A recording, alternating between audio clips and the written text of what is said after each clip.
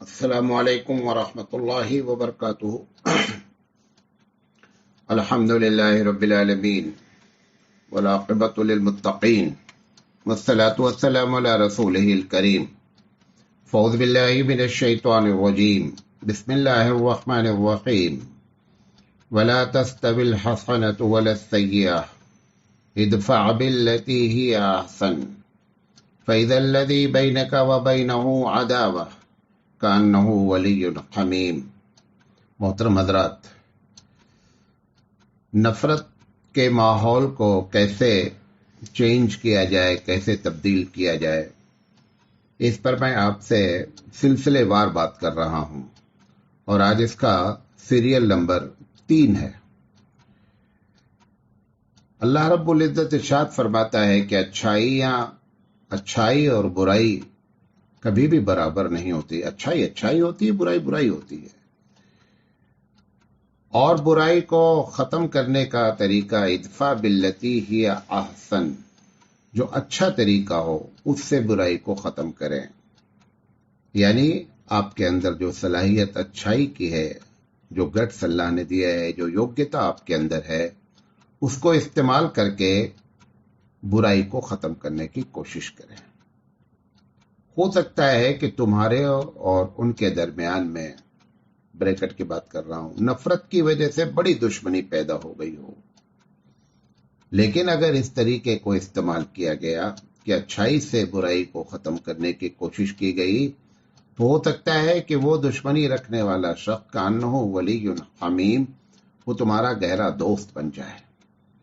تو میں نے آپ سے بتایا تھا کہ اس میں عوام کا کیا کردار ہو، پھر علماء کا کیا کردار ہو، اور تیسرے نمبر پر کہ یہ جو ہمارے قائدین ہیں، یہ سیاستدان ہیں، یہ اس میں کیا رول پلے کریں، کیا طریقہ اختیار کریں کہ جس سے نفرت کے ماحول کو چینج کیا جا سکے۔ میں نے پہلی تقریر میں یہ بات کہی تھی کہ اگر یہ تمام لوگ، ہر آدمی اپنی جگہ پر کام کرے تو 6 مہینے کے اندر بھارت کے ماحول کو تبدیل کیا جا سکتا ہے۔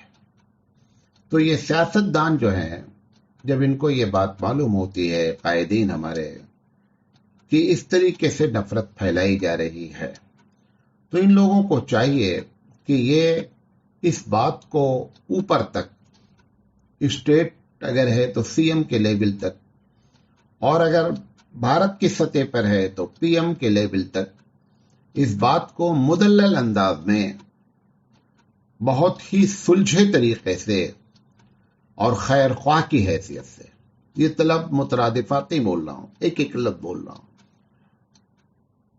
ہم یہ بات رکھیں کہ نفرت ایسے ایسے پھیلائی جا رہی ہے، یہ اس کے دلائل ہیں، یہ اس کے ثبوت ہیں کہ وہ آپ کی بات ماننے کے لیے مجبور ہو جائیں۔ یہ پہلا کام کرنا چاہیے۔ اس بات کا دھیان سیاستدان نہ رکھے کہ ہمارا ووٹ بینک آگے پیچھے کیسے ہوتا ہے۔ اگر ووٹ بینک کی مصلحت سے چلایا جائے گا معاملہ، تو سیاستدان اس میں کوئی بھی اپنا رول پلے نہیں کر سکتے ہیں، بلکہ اپنی ذات کو تو کچھ فائدہ پہنچا سکتے ہیں، لیکن امت کے لیے اور ملک کے لیے جو ہے ان کی سیاست جو ہے وہ فائدہ مند نہیں ہوگی۔ یہ ایک بات کرنے کی ہے۔ دوسری چیز یہ ہے کہ مظلوم جن پر ظلم ہو رہا ہے، نفرت بھی انہی سے ہو رہی ہے، تو مظلومین کو کیسے اکٹھا کیا جائے؟ اگر مظلوم اکٹھا ہو کر کے اپنی آواز کو اٹھائیں کہ ہم سے نفرت اس طریقے سے پھیلائی جا رہی ہے، اگر مظلوم متحد ہو جائیں تو اس کے بھی بہت اچھے اثرات بھارت کے لوگوں پر بھی اور سرکار پر بھی بہت اچھے اثرات مرتب ہوں گے۔ لہذا کوشش ہونی چاہیے کہ مظلومین کو متحد کیا جائے۔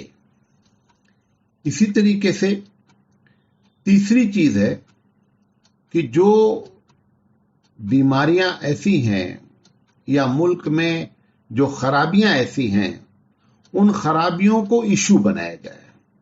مثال کے طور پر عورتوں کی عزت کا مسئلہ ہے، बहुओं को जो है वो सताने और जलाने का मसला है, रेप का मसला है, जिना का मसला है, रिश्वतखोरी है, जेलों में जो मजलूम लोग बंद हैं उनकी बातें सुनी जाएं, उनकी चार्जशीट लगी है कि नहीं लगी है, केस किस किस्म का है, उनके घर पे क्या हो रहा है, घर का माहौल कैसा है, घर में लोग रोजी रोटी कैसे खा रहे हैं। ये कॉमन चीजें हैं। अगर इसको उठाया जाए मुस्लिम सियासतदानों की तरफ से तो मुल्क के लोग ये समझेंगे कि ये बड़े ही खैर ख्वाह लोग हैं और ना चाहते हुए भी आपसे मोहब्बत करेंगे, और जब मोहब्बत करेंगे तो खुद ब खुद नफरत क्या हो जाएगी, अपनी जगह पे खत्म हो जाएगी। लिहाजा इन तमाम चीजों को हम अपने मसाइल को हमेशा इशू बनाते हैं, वो भी ठीक है, मैं वो नहीं कह रहा हूं कि वो गलत है। हिजाब का मसला उठा लिया, तलाक का मसला, विरासत का, ये सारी चीजें जब हम इशू उठाते हैं तो लोग समझते हैं ये मफाद परस्त लोग हैं, अपने मफाद की बुनियाद पर ही सियासत करते हैं।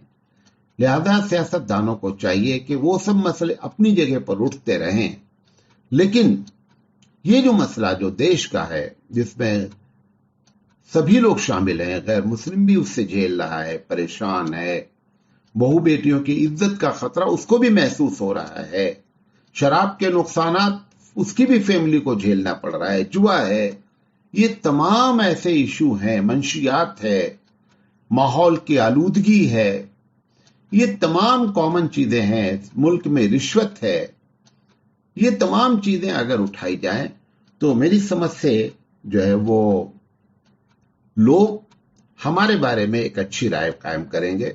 और हकीकत में ये सिर्फ इसलिए नहीं कि नफरत को दूर किया जाए, ये इस्लामी कैरेक्टर्स हैं, ये हमारी दावत के शोबों में से एक शोबा है, ये हमको काम करना है।